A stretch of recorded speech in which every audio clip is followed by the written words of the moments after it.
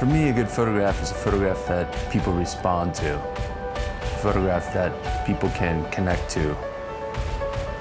For me, it's not really about the craft at all. It's not about the process of making a photograph, or not even really about the photograph itself. It's more about what the photograph represents, the emotional value of it.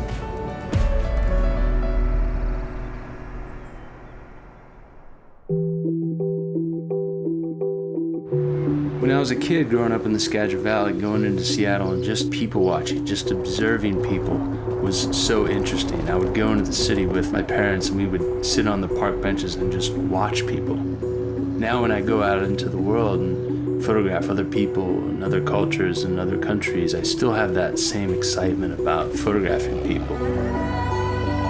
So after driving up to Mount Rainier, I drove into Seattle. It was one of those like spring clear days where I just knew that I had to seize the moment. So we're in Seattle, we're driving around downtown.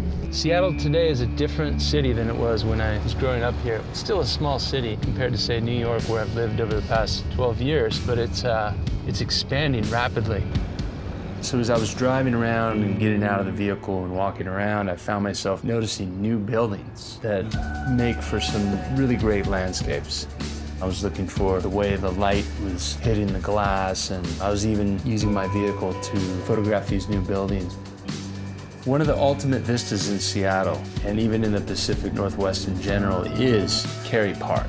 You really see where nature and the city meet face to face. When I got up into Kerry Park, Mount Rainier was in the background, the city was in the foreground.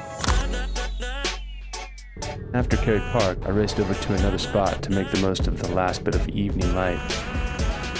The cityscape scene that I enjoyed the most from Seattle is of a ferry leaving the dock.